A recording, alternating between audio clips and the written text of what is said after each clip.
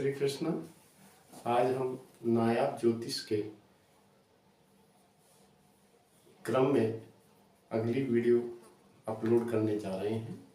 आप सभी से अनुरोध है कि आप प्लीज़ हमारा सहयोग करें और हमारी आज की जो वीडियो है बहुत ही ज्योतिष में बहुत ही महत्वपूर्ण है। और वीडियो के लास्ट में मैं आपको एक टिप्स दूंगा कि जिसको देख करके ही हम कह सकते हैं कि भविष्य कैसा होगा जातक का। आज हम देखेंगे कि वही कुंडली के 12 भाव मैंने यहाँ बनाए हैं और इन 12 भावों में हमारी जो पिछली वीडियो थी उसमें हमने भाग 2 में भाव कारक पे अपन ने चर्चा की थी कि भाव किस भाव का कौन सा कारक ग्रह होता है और कहाँ पर वो अति विशिष्ट होता है, किस भाव से हमें क्या चीज़ देखनी चाहिए। उसी पर मैं थोड़ा सा उस क्रम को थोड़ा आगे बढ़ाऊंगा और मैं इतना आपको विश्वास दिलाता हूँ कि आज यदि आपने इस वीडियो को समझने का प्रयास किया तो मैं निश्चित रूप से कह सकता हूँ कि हमारा ज्योतिष में बहुत सटीक पहला कदम होगा, क्योंकि ज्योतिष बहुत अथाह सागर है और ऐसा कहा गया है कि कम से कम ज्योतिष को पूरी तरह जानने में कम से कम 4 जन्म चाहिए, इतना गहरा ज्योतिष है। तो मैं आज से ज्योतिष का जो पहला और सटीक और महत्वपूर्ण कदम जहां से हम ज्योतिष का शुरुआत करेंगे वो मैं आप सभी के समक्ष रखना चाहता हूं। हम देखते हैं कि पत्रिका में 12 भाव होते हैं और इन भावों के मैंने आपको पहले भी बताया कि हम पत्रिका को देखें कैसे। पत्रिका को देखने का जो तरीका है उसका एक मैंने पहले भी आपको बताया था कि सबसे पहले हम देखते हैं भाव, भाव कारक, भावेश और भाव कारक।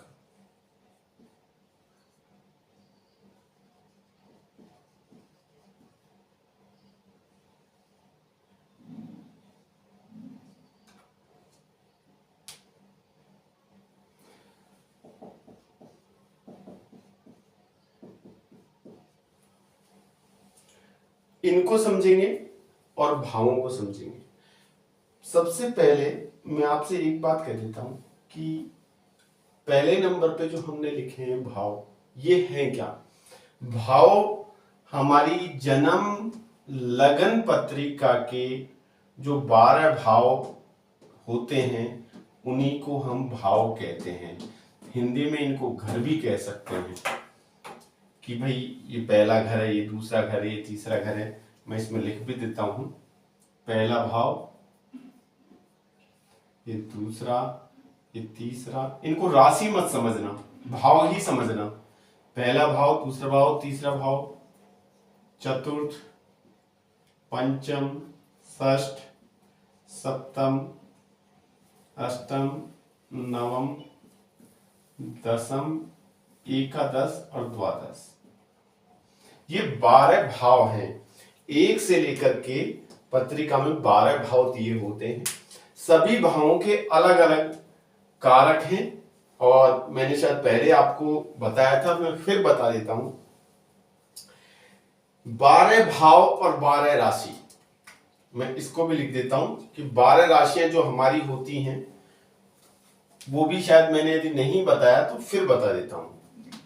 एक बार मैंने नक्षत्र बताए थे, आज मैं राशियों के बारे में भी आपको बता देता हूं कि हमारी जो पहली राशि होती है वो मेष होती है,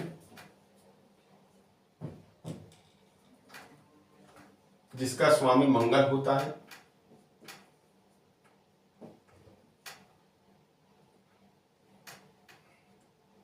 दूसरी वृषभ, शुक्र। तीसरी मिथुन,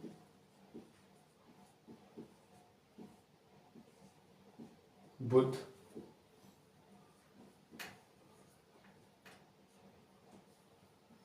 चौथा कर्क, चंद्रमा,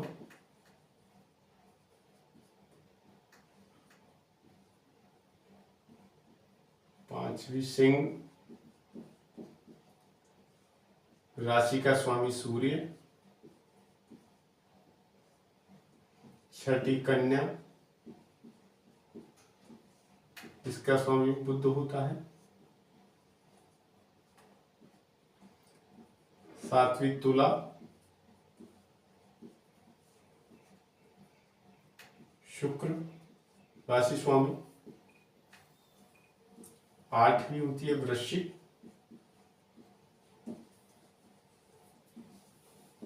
मंगल राशि स्वामी,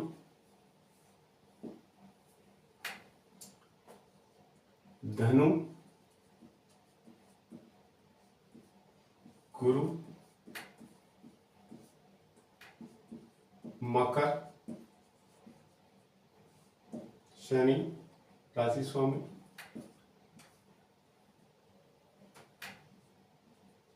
कुंभ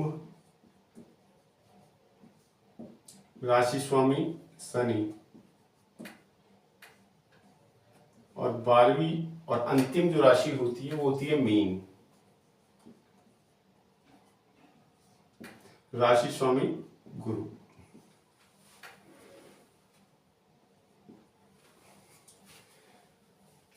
बारह भाव 12 ही राशि, 27 नक्षत्र पहले बता चुका हूं। अब बात आती है कि हमारे पास 12 भाव हैं, 12 राशियां हैं। मैं फिर पहले भी एक चीज मैंने बताई थी कि जो नक्षत्र होते हैं, भाव और नक्षत्र, ये स्थिर होते हैं, ये चलायमान नहीं है, जबकि राशि और ग्रह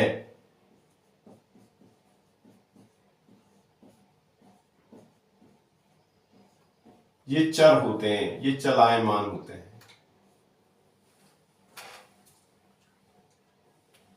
अब हम ये देखते हैं इन भावों से हम क्या देखें, और जो हम ज्योतिष में पहला कदम जो रख रहे हैं, और मैं समझता हूं सबसे सटीक, सबसे महत्वपूर्ण जो कदम है ज्योतिष का, वो भाव, भावेश और भाव कारक पर निर्धारित होता है। मैंने पिछली वाली वीडियो में एक चीज आपको बताई थी कि पहले भाव का जो कारक ग्रह है वो सूर्य है। मैं आपको एक बार याद दिला देता हूं, आपको याद नहीं तो। दूसरे का मैंने बताया था गुरु,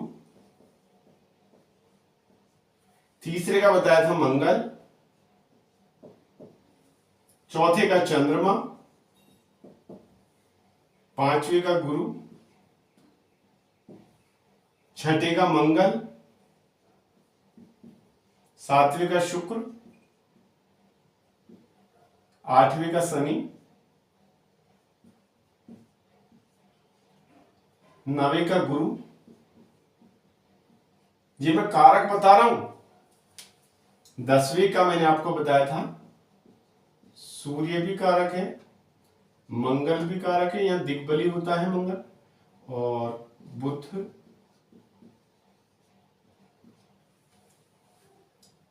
यहां पर गुरु,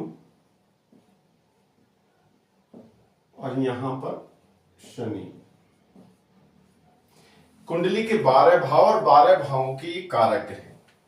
अब हम पत्रिका को जब भी देखते हैं, हमको ये सारी चीजें मिल गई हमारे सामने।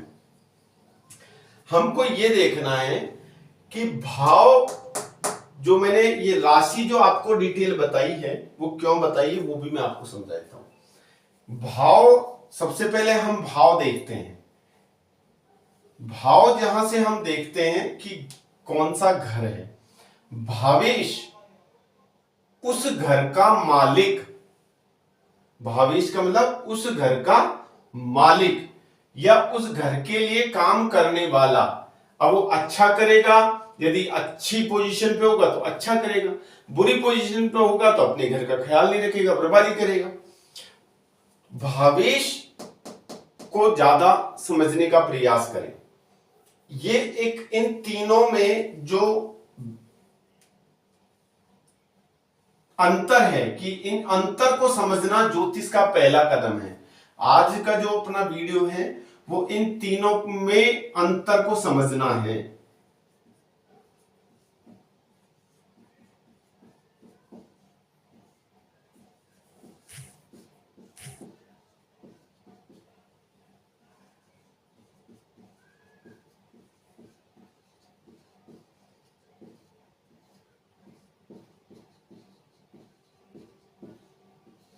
कैसे देखें, कैसे समझें? तो मैंने आपको बताया भाव का मतलब घर, भावेश का मतलब उस घर का मालिक, उस घर का मालिक।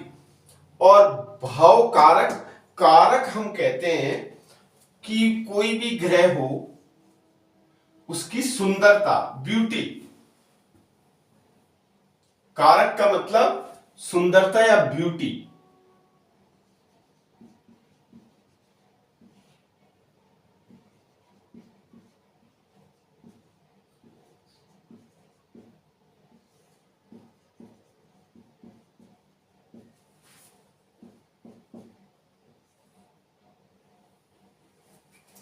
इसको हिंदी में ब्यूटी भी कह सकते हैं, सुंदरता। तो सॉरी, इंग्लिश में। अब यहां मैं एक बात कहता हूं आपसे, मैंने यहां कारक क्यों लिखे और भाव क्यों बनाए, और ये भाव कारक के बारे में मैं आपको क्यों समझा रहा हूं। यदि हम इन तीनों को समझ जाते हैं तो ज्योतिष में पहला कदम रख, आप ये समझ सकते हैं कि हमने रख लिया और सटीक रख लिया। अब आप समझे, इस घर का मालिक, मैं एक घर की बात करूंगा, इस घर का मालिक कौन है, इसको थोड़ी देर के लिए मैं मिटा देता हूं।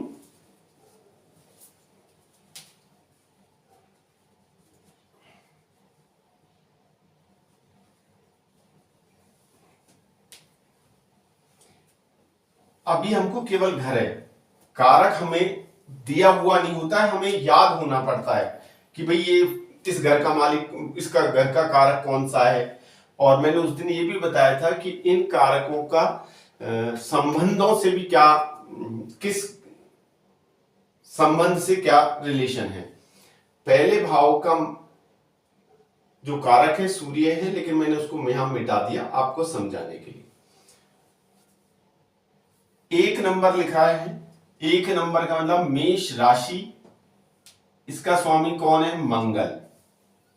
अब हमें ये देखना है कि इस पत्रिका में यदि हमको देखना है कि ये मंगल बैठा कहां पे है, इस घर की क्या पोजीशन है, इस घर पे दृष्टि किस किस की है।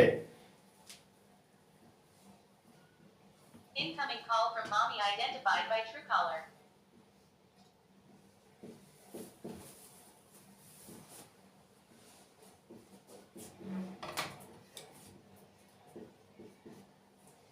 ये दृष्टि कैसे काम करती है,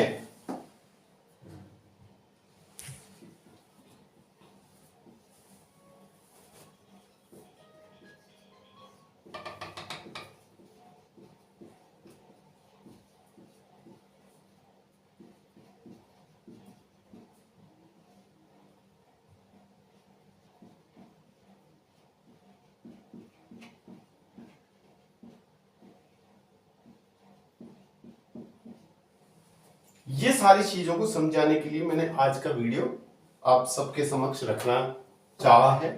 और परमपिता परमेश्वर की कृपा रही तो मैं आप तक इस जो ज्ञान मुझे भगवान के द्वारा, परमपिता परमेश्वर की कृपा से मिला, उसे मैं आपके सामने वितरित करना चाहता हूं।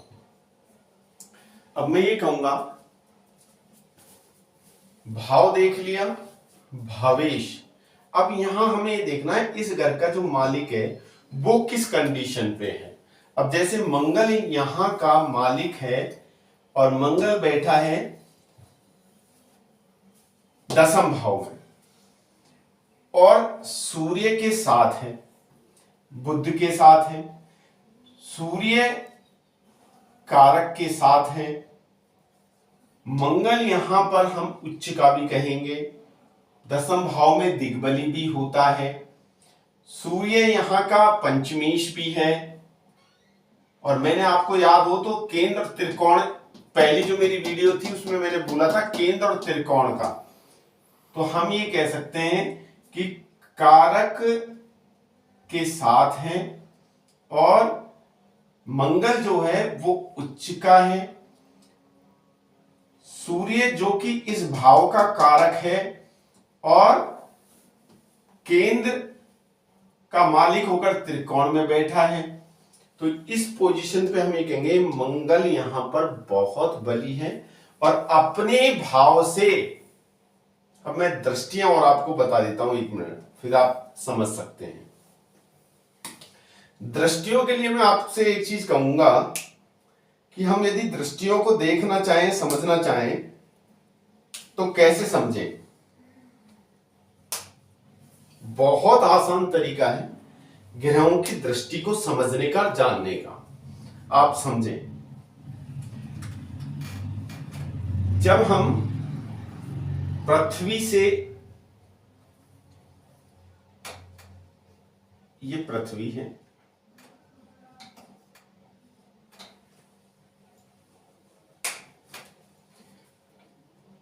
और ये सूर्य है,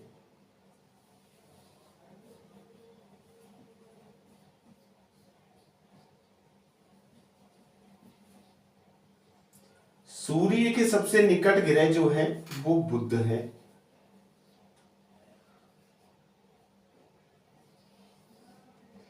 उसके पास शुक्र है,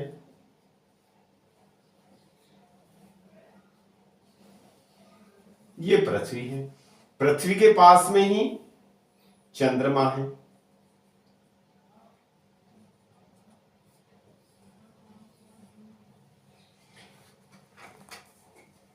चंद्रमा के बाद ये मंगल,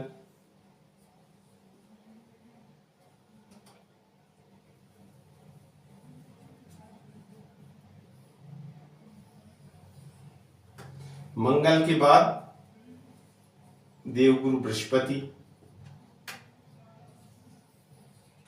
और देवगुरु बृहस्पति के बाद यहां लास्ट की जो सीमा आती है वो शनिदेव की आती है।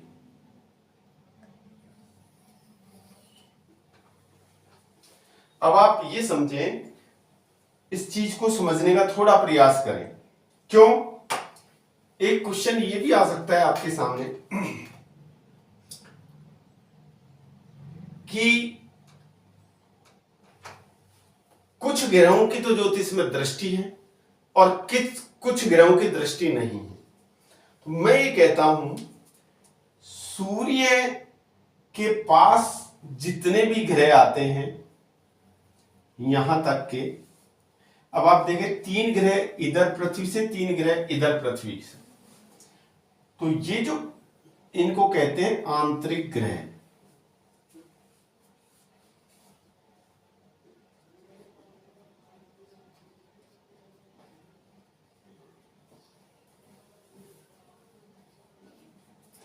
और ये जो बाहर के हैं, पृथ्वी से बाहर, ये जो तीनों ग्रह हैं इनको कहते हैं बाह्य ग्रह। लेकिन ये सारे की सारे एक चुंबक की तरह बंधे हुए हैं और अपनी अपनी कक्ष में, अपनी अपनी धुरी पर निरंतर घूमते रहते हैं। मैंने यहां बोला था कि राशि और ग्रह चर होते हैं, चर का मतलब चलते रहते हैं। अब यहां मैं आपको बता देता हूं कि ये जो ग्रह हैं जिनको हम आंतरिक ग्रह कहते हैं, इनकी केवल सप्तम दृष्टि है, 7वीं, जहां बैठते हैं वहां से अपने सप्तम भाव को देखते हैं, भावेश को नहीं, केवल भाव को देखते हैं।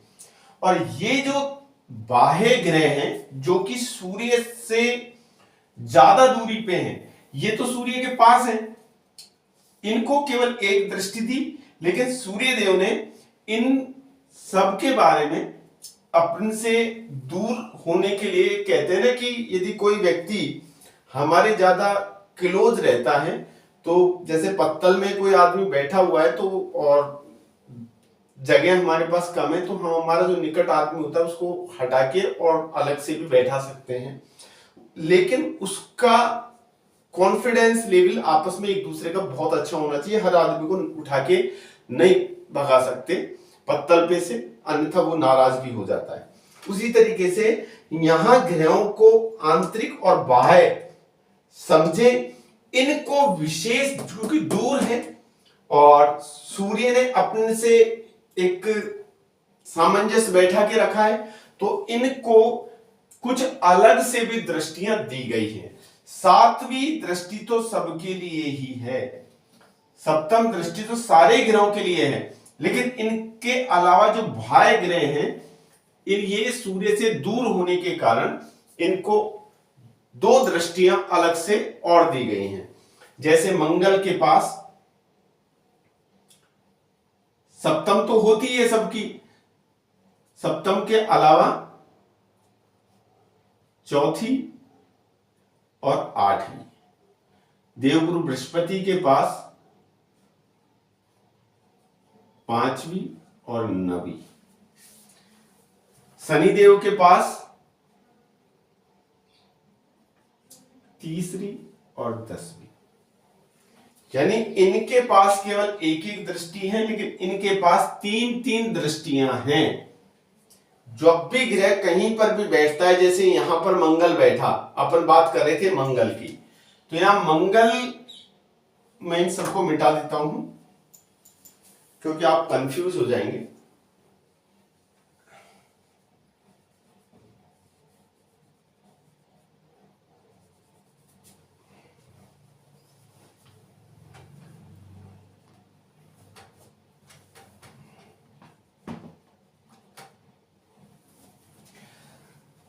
मंगल को कहीं, चलो मैं यहां बैठा देता हूं थोड़ी देर के लिए।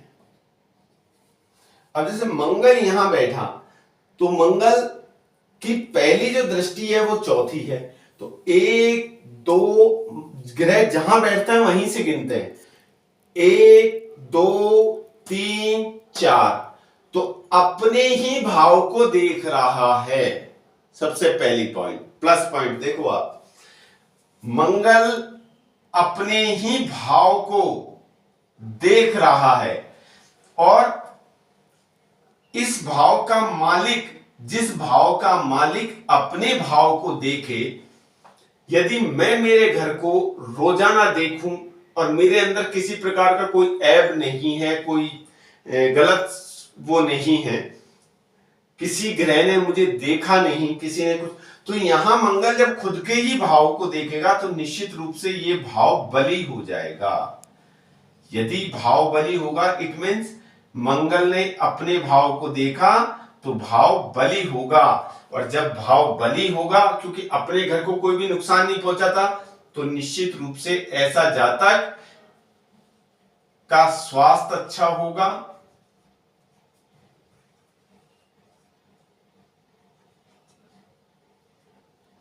अच्छा मान सम्मान प्राप्त करेगा,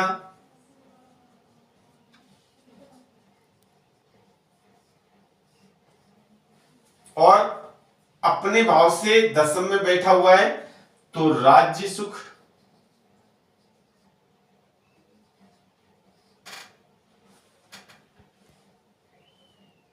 और सम्मान,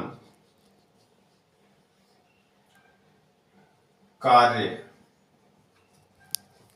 इन सबों में ही बढ़ोतरी होगी।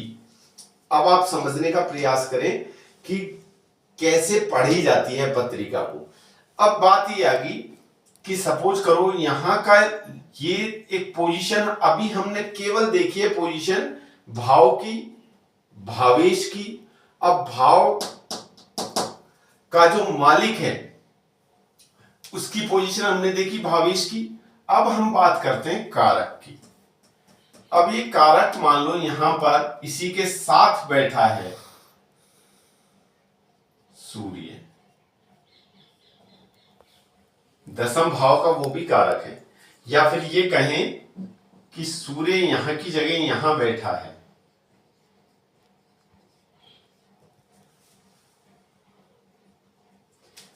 तो मंगल को देख भी रहा है, मंगल सूर्य को देख रहा है, सूर्य मंगल को देख रहा है। एक अभी जो आने वाली वीडियो है वो उसमें मैं निश्चित रूप से आपको बताऊंगा मित्रता और शत्रुता भी होती है इनमें। तो यहाँ ये दोनों मित्र भी हैं, लेकिन अभी उस चीज को, टॉपिक को छोड़े हम, अभी केवल आप ये समझे कि कारक भी अपने भाव के भावेश को देख रहा है। ये पोजीशन कितनी सुंदर लगी। ये कंडीशन ये हुई कि ये व्यक्ति, जो भी कोई होगा, ऐसा व्यक्ति राज सुख भोगेगा, क्योंकि ये सुंदरता और प्रदान कर रहा है। इसमें इन सभी को और भी ज्यादा सुंदर बना रहा है, यानी किसको? इसको। और ये किसको बना रहा है? इसको। तो ये सारी चीजें हमें भाव, भावेश और भाव कारक के अनुसार देखनी पड़ती है। अब मैं आपसे एक चीज और कह देता हूं, आप उसको भी समझने का प्रयास करें। और ये चीज हर भाव पे लगेगी। हर भाव के भाव कारक मैंने आपको अलग बताए हैं।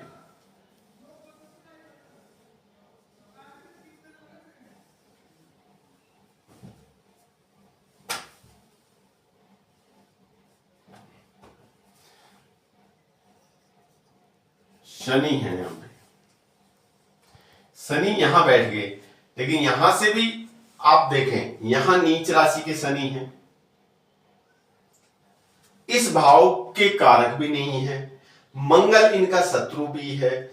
ये इस पोजीशन पे शनि का बैठना 1 2 3 दृष्टि पहली कहां देगा? तीसरे भाव पे देगा। 7वीं दृष्टि कहां देगा? इस जगह देगा। और 10वीं दृष्टि कहां देगा? इस जगह देगा। 3 जगह जहां बैठेगा वहां से देखेगा। अब यहां पर इस शनि देव ने इस भाव को देखा, जो मैं दृष्टि समझाने की बात कर रहा हूं, ग्रह जिस भाव को देखते हैं उसको एक्टिव कर देते हैं। इस भाव को देखते हैं जिसको मैंने कहा ना कि लगन पत्रिका में कैसे काम करते हैं, तो दृष्टि से भाव एक्टिव होते हैं, भाव को एक्टिव कर देते हैं।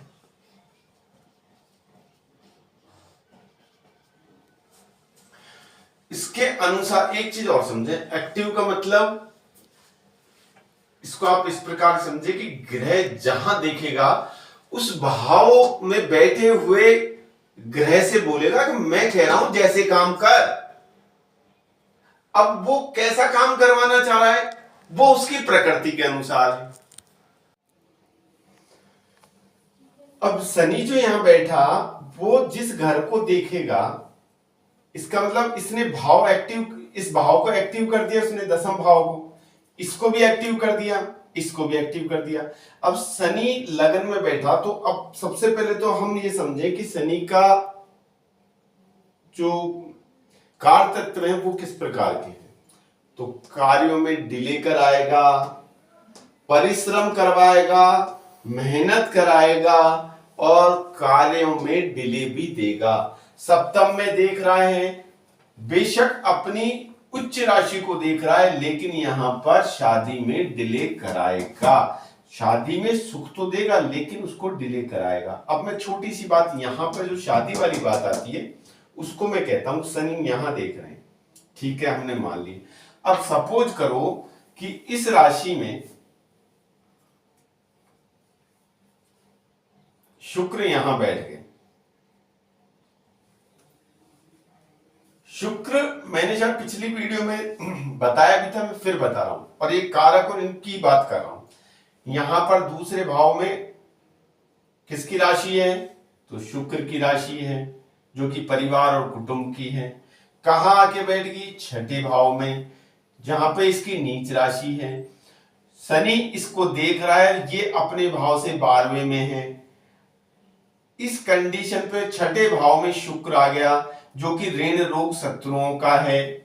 अब यहां हम ये कहेंगे कि ये शादी में डिले कराएगा और वैवाहिक जीवन का सुख लेने में इसको परेशानी होगी। क्यों? क्योंकि यहां का जो कारक शुक्र है वो भी छठे में आ गया। शनि ने शुक्र को इसको देखा, भाव को देखा, यहां भावेश जो है वो अपने भाव से 12वें चले गया और कष्ट ऋण रोग शत्रुओं के भाव में चले गया। तो अपने भाव से 12वें में जाना, जैसे उस दिन मैंने एक बार बताया था कि 12वां जो भाव होता है वो खर्च का होता है, यात्रा का होता है, मोक्ष का होता है, हॉस्पिटल का होता है।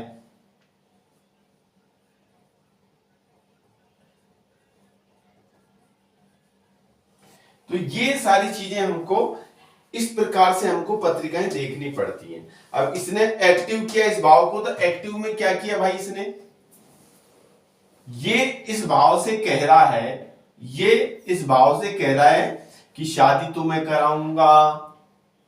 एक्टिव कर दिया ना इस भाव को, मैं शादी तो कराऊंगा, लेकिन शादी में अब इसका स्वभाव किस प्रकार का है, कार्य में डिले कराने का, तो मैं कार्य में डिले भी कराऊंगा। ठीक है। अब यहां देखें, सपोज करो यहां शनि यहां पे है और शुक्र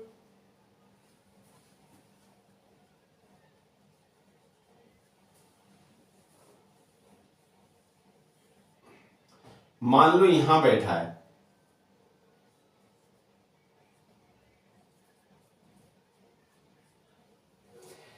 शनि यहां शादी में डिले करा देगा, लेकिन वैवाहिक जीवन का सुख तो ये दिलाने में अकेला पर्याप्त है।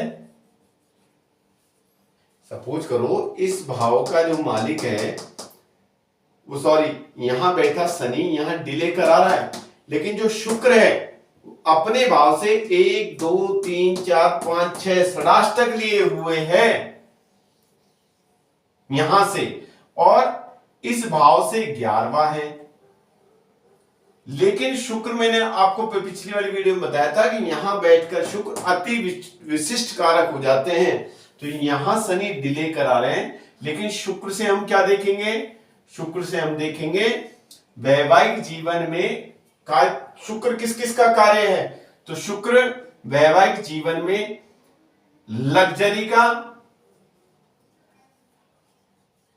और सेक्सुअल लाइफ का, जिसको प्यार प्रेम भरा जीवन बोलते हैं,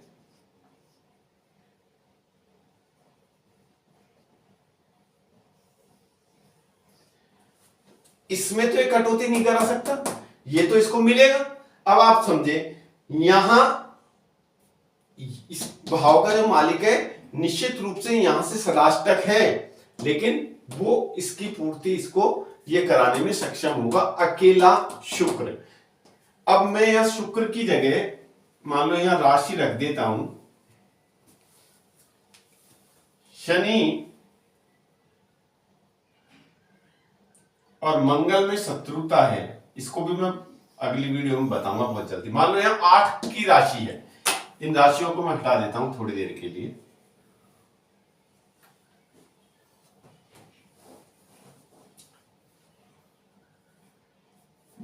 यह 4 नंबर की राशि है, मंगल यहां बैठा है, लेकिन नीचे को राजू हो जाएगा।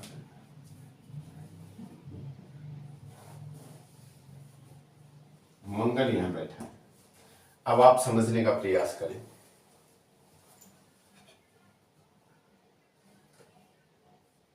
भाव सूर्य यहां है और सूर्य भी मान लो सूर्य कर देते हैं।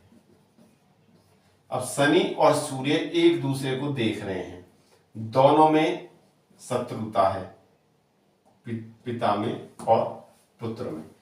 अब इस कंडीशन पे नीच राशि का सूर्य, शनि यहां, ये भी कंडीशन खराब है।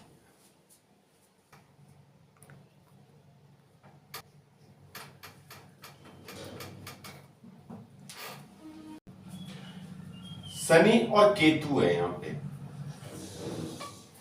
और यहां पे केतु मेष राशि में है। अब इस भाव में, इस कंडीशन पे ये शनि नीच राशि का होगा, केतु के साथ है, तो ये भाव गड़बड़ हो गया, तो हमारा भाव पिट गया। अब ये भाव पिट गया यानी भाव पहले नंबर पे हमारा खराब हो गया। अब इस भाव का जो मालिक है वो कौन है? वो मंगल है। मंगल 12वें में चले गया, यहां से षडाष्टक है, 12वें में चले गया। ये पत्रिका मांगलिक हो जाएगी, क्योंकि मांगलिक पत्रिका के लिए सीधा सीधा यहां से यूं खींचे हम, ये जो भाव है इनमें यदि मंगल की उपस्थिति होती है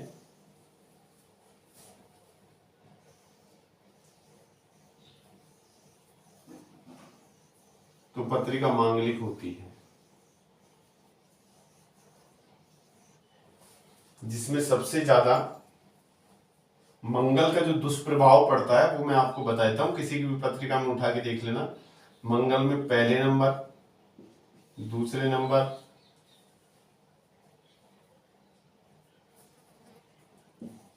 तीसरे नंबर और चौथे नंबर, ये पत्रिका में लगन में भी होने पर थोड़ा ठीक भी रहता है, लेकिन वो निरंकुश हो जाता है। लेकिन ये जो मैंने इंडिकेट किए हैं, यहां मंगल के सबसे ज्यादा नेगेटिव प्रभाव आपको देखने को मिलेंगे। इस पर भी आप थोड़ा सा ध्यान रखना। अब मैंने यहाँ कोई राशि नहीं लिखी है, ना कोई मैंने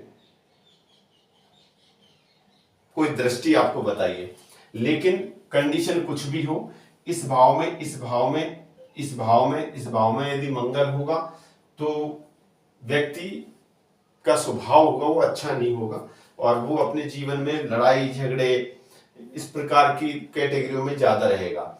बस ऐसे व्यक्तियों को चाहिए कि जितने हो सके उतना मेहनत करें और पसीने को बाहर निकालते रहें, वो ही उनका एक उपाय है। अन्यथा ऐसे व्यक्ति अपना आर्थिक नुकसान भी करते हैं, जिद्दी भी होते हैं, निरंकुश होते हैं, निडर होते हैं। अब ये जो मैंने कंडीशन आपको बताई, मैं मंगल की बता रहा था। अब यहां से षडाष्टक है, तो भाव हमारा पहले पिट गया क्योंकि यहां शनि था, लेकिन यहां से एक पोजीशन क्या बनती है कि यहां से जब ये मंगल देखेगा,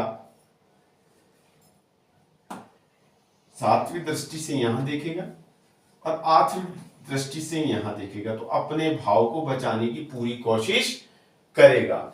चाहे यहां भाव पिट गया क्योंकि यहां शनि केतु थे, यहां शनि और केतु थे तो भाव पिट गया, लेकिन मंगल उसको देख भी रहा है तो अपने घर को बचाने की पूरी पूरी कोशिश करेगा। मैंने पहले एक वो बता रहा हूं, दूसरा मैं यहां समझा रहा हूं कि भाव पिटने के बाद भी मंगल यदि यहां से देख रहा है तो अपने घर को बचाने की कोशिश जरूर करेगा। अब यहां सपोज करो कि मंगल यहां की जगह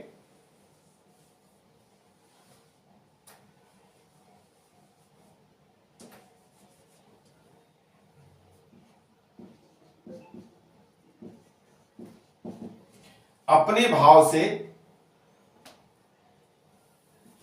12वें भाव में बैठ गया। अब तो ये इसको नहीं देख रहा किसी भी कंडीशन पे, लेकिन यहां पर ये मैंने कहा था कि ये इसका कारक है। मैंने कारक भाव आपको समझाया पिछली वीडियो में, आप उसको भी समझिए। यहां पे ये कारक है, यहां से 12वें में बैठा है, ठीक है। अब यहां से 12वें में बैठा है, कंडीशन चाहे कुछ भी हो, मैं यहां कोई राशि नहीं ले रहा हूं, लेकिन ये अपने भाव से 12वें में बैठा है, क्योंकि इसकी भी दृष्टि देखेंगे तो यहां संयोग सुख को भी ये देखता है।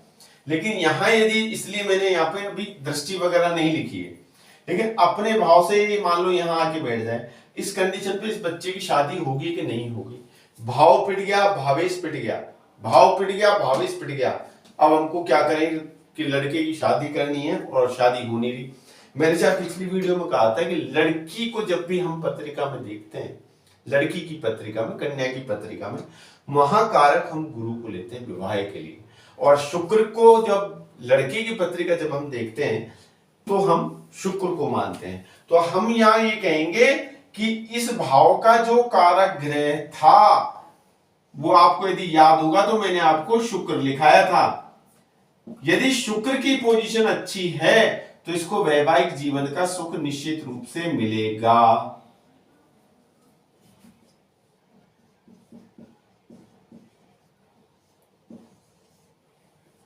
लेकिन इसका मतलब वैवाहिक जीवन का सुख तो मिलेगा। इसका मतलब ऐसा नहीं है कि शनि या केतु यहां से हटा के अलग रख दिए जाएंगे, ऐसा दुनिया में कोई भी नहीं है। लेकिन शनि और केतु यहां बैठा के क्या करेंगे? लड़ाई झगड़ा करा सकते हैं, हॉट टॉक करा सकते हैं। इन बातों का, ये भाव को इन्होंने यहां पे खराब किया और भावेश इस घर को देख नहीं रहा, ना किसी भी तरीके से इससे संबंध हो रहा। तो हमको क्या यहां पे मिलेगा? या तो जीवन साथी बीमार पड़ जाएगा, क्योंकि ये ऋण रोग शत्रुओं का भाव है,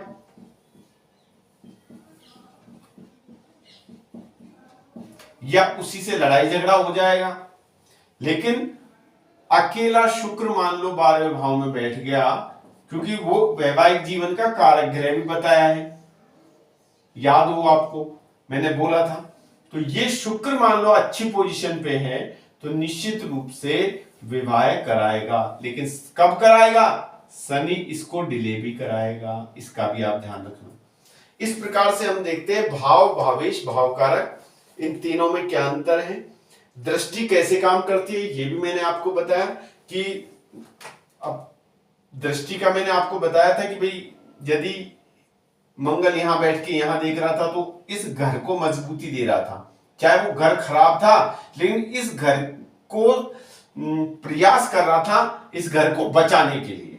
ठीक है, अब वो एक अलग बात है कि मंगल कैसा है।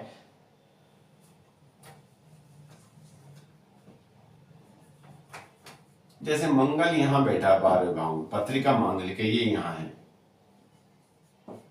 तो मंगल ने यहां से देखा इसको और यहां से 8वीं वैसे, तो अपने भाव को बचाने की तो पूरी पूरी कोशिश करेगा ही। अब मान लो यही मंगल केतु के साथ हो जाए तो ये मंगल पीड़ित हो गया ना यहाँ पे, तो अब इस घर की क्या बचत करेगा, बल्कि इस घर में लड़ाई झगड़े और करवाएगा। मान लो केतु से हो, राहु से हो, शनि से हो दृष्ट, तो ये जब ये भावेश ही खराब हो जाएगा तो अपने भाव की क्या मदद करेगा भाई, इस पर भी आप थोड़ा सा ध्यान रखें। और फिर कारक कैसे काम करते हैं वो भी मैंने आपको बताया, तो इन चीजों का आप समझाने का प्रयास करें। मैंने कहा था कि दृष्टि कैसे काम करती है, वो जिस भाव में बैठी है वहां से हर ग्रह अपने भाव से सप्तम भाव को देखता है। 3 जो ग्रह हैं उनको अलग से, क्योंकि वो बाह्य ग्रह हैं, मंगल, गुरु और शनि, आंतरिक ग्रहों को दृष्टि सप्तम है और बाह्य ग्रहों को दृष्टि अलग से इसीलिए दी गई है क्योंकि वो अधिक दूरी पे हैं। अधिक दूरी पे होने के लिए उनको विशेष एक पावर दी गई है।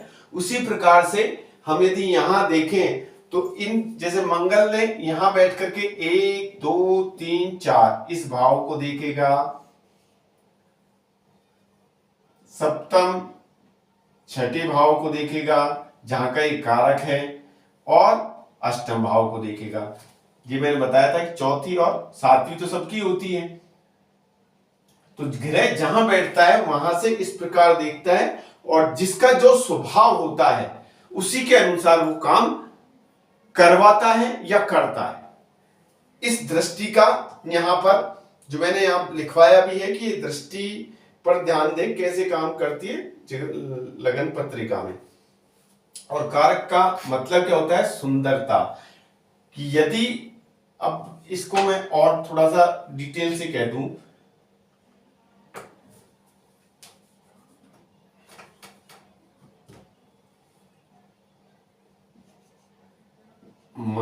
पत्रिका मांगलिक है, मंगल ने अपने भाव से चौथे को देखा तो भाव को बलि कर दिया ना, और शुक्र यहां आ गया 12वें भाव में उच्च राशि का। तो इसका मतलब ये कह रहा है मैं शादी कराऊंगा, और कैसी कराऊंगा, तो पत्नी सुंदर लाऊंगा, लग्जरियस जीवन देने वाली बनाऊंगा। लेकिन इसका क्या मतलब है कि ये मंगल लड़ाई करना छोड़ देगा, ये संभव नहीं है।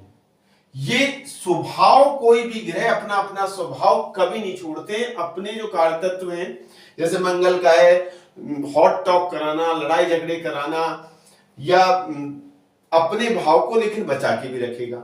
और यहां कारक क्या काम करेगा कि जो इसकी पत्नी मिलेगी वो कैसी मिलेगी, सुंदर। सुंदर का मतलब मैं ये नहीं कह रहा कि वो ऐश्वर्या राय होगी या कोई हीरोइन होगी, ऐसा नहीं। सुंदर का मतलब वो मन से सुंदर होगी, सबके लिए अच्छा करने वाली होगी, उसके जो कार्य व्यवहार होंगे वो बहुत अच्छे होंगे। सुंदरता का मतलब या ब्यूटी उस शरीर की मत मानना, यहां सुंदरता का मतलब है कि उसके मन कितना अच्छा होगा, इस चीज को हम यहां से इंडिकेट करें। जैसे मैं यहां पे एक चीज और मैं छोटी सी आपको बता देता हूं, 1 मिनट केवल, ज्यादा समय मैं नहीं लूंगा।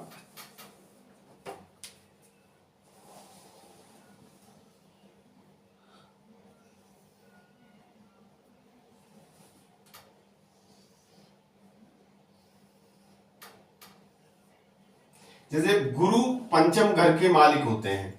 अब सपोज करो गुरु यहां आ गए अपने भाव से 1 2 3 4, अष्टम भाव को ये मैंने लिखा भी है खरग्रह, वो अभी डिटेल करूंगा। खरग्रह मैंने पहले इसीलिए लिखा है कि लिखा क्यों है। अब जैसे इसका जो भी मालिक, यहां कोई भी ग्रह बैठे, मान लो यहां चंद्रमा बैठ गया, चौथे भाव का ही है, चंद्रमा खुद की राशि में है तो निश्चित रूप से भाव बली है, क्योंकि भाव का मालिक भाव अपने ही भाव में बैठा है, भाव बली है तो संतान देगा। लेकिन कैसी संतान देगा, इस घर का कारक कहां गया, अष्टम में गया। और इसकी कोई दृष्टि देखो आप, 1 2 3 4 5, पहली दृष्टि तो यहां गई इसकी, दूसरी दृष्टि जो 7वीं दृष्टि है वो यहां गई, और नवम दृष्टि जो है वो यहां गई। इस पे तो कोई दृष्टि नहीं आई ना। और सपोज करो यहां देवगुरु बृहस्पति के साथ, या फिर ये जो घर है ये मान लो बुध का है और केतु भी यहां बैठे हुए हैं, तो देवगुरु बृहस्पति कारक की स्थिति पिट गई ना। अब यह कंडीशन क्या होगी कि इसको संतान तो होगी निश्चित रूप से, लेकिन संतान होगी कैसी, तो संतान बहुत अच्छी नहीं होगी, क्योंकि कारक पिट गया। भाव ने फल दिया, भावेश ने फल दिया, भाव ने फल दिया, भावेश ने फल दिया, लेकिन कारक की जो स्थिति थी उसने ये इंडिकेट कर दिया कि इसकी संतान होगी जरूर, लेकिन वो सुंदर नहीं होगी। हो सकता है उसको कोई बीमारी हो, उसका स्वास्थ्य सही नहीं रहो, या वो बड़ा होने के बाद अपने माँ बापों से दूर चले जाए। इस प्रकार के भी योग बन सकते हैं। मैं यहां आपको फलित नहीं करवा रहा हूं, मैं यहां ये करवाना चाह रहा हूं कि भाव कैसे काम करता है, भावेश कैसे काम करता है, कारक कैसे काम करता है, और दृष्टियां कैसे काम करती हैं। ये चीज मैंने आपको समझाने का प्रयास किया है। फिर भी यदि किसी को कोई चीज समझ में नहीं आए और भी कोई बात है तो आप प्लीज कमेंट्स करें और लिखें, चाहे अच्छा लिखें या बुरा लिखें, आप लिखें और मेरा सहयोग करें। एक चीज मैं छोटी सी आपसे एक चीज और कह देता हूं, एक छोटी सी बात है जो मेरी पिछली वीडियो में रह गई थी, कि मैंने वहां बोला था बाधक ग्रह के बारे में, और मैं उस समय आपसे ये कहना चाह रहा था कि बाधक ग्रह में हम देखें कैसे कि बाधक होता है या नहीं होता। तो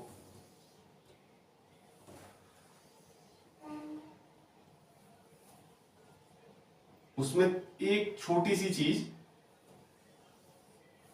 पर मैं आपका सभी का ध्यान केंद्रित करना चाहूंगा। मैंने एक आता एक 64वें नवमांश का मैंने एक शब्द दिया था। सपोज करो ये हमारी लगन पत्रिका नहीं है, ये हमारी नवमांश पत्रिका है, हमको 64वां नवमांश देखना है।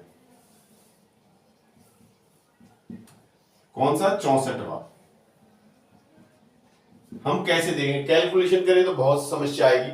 हम क्या करेंगे, नवमांश पत्रिका में D9 में जाएं और D9 में चंद्रमा जहां बैठा हो, यहां पे हो सकता है, यहां हो सकता है, यहां हो सकता है, जहां पर भी चंद्रमा बैठा हो उस चंद्रमा से चौथे भाव में स्थित जो राशि होगी, जैसे यहां है तो 1 2 3 4, इस भाव में जो भी कोई राशि होगी उस राशि का जो स्वामी, जिसको मैंने कहा है भावेश, वो ही 64वां नवमांश का मालिक होगा।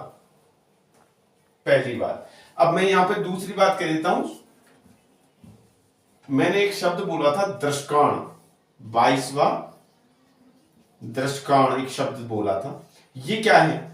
तो हम कहेंगे D3 पत्रिका में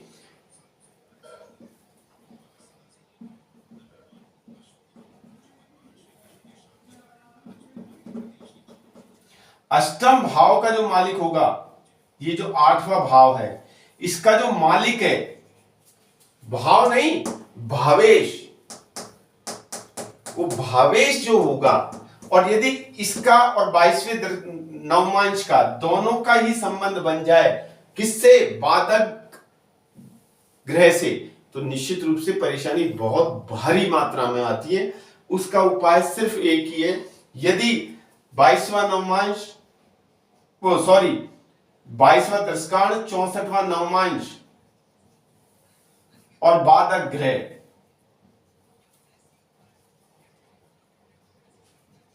यदि ये तीनों की तिकड़ी मिल जाए तो सिर्फ और सिर्फ श्री रामचंद्र भगवान ही उसको बचा सकते हैं। ऐसी कंडीशन पे रामचंद्र जी की शरण में ही जाना एक उपाय है, अन्यथा कोई उपाय नहीं है। उसकी दशा और अंतरदशा आने पे ग्रहों की भाव या ग्रह फल कब देते हैं? अपने टाइम पर, अपनी दशा या अंतरदशा पर। वैसे हर ग्रह में चाहे कोई भी भाव हो, अच्छा हो या बुरा हो, अपना रिजल्ट नहीं देते, अपनी दशा अंतरदशा पे ही रिजल्ट देते हैं। एक चीज मैं और कहता हूं कि देवगुरु बृहस्पति की जैसे मैं बात करूं, देवगुरु बृहस्पति मान लो आपके इस घर में बैठा हो, तो कहां कहां देखेगा?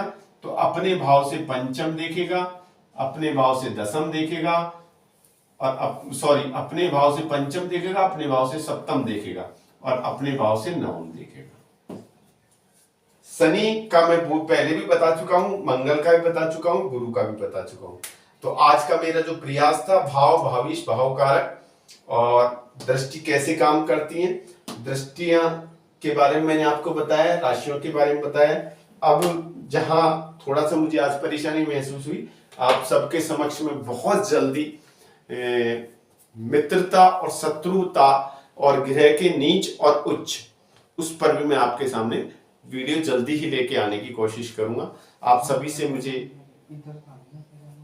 बहुत स्नेह मिला, प्यार मिला, प्रेम मिला, सहयोग मिला।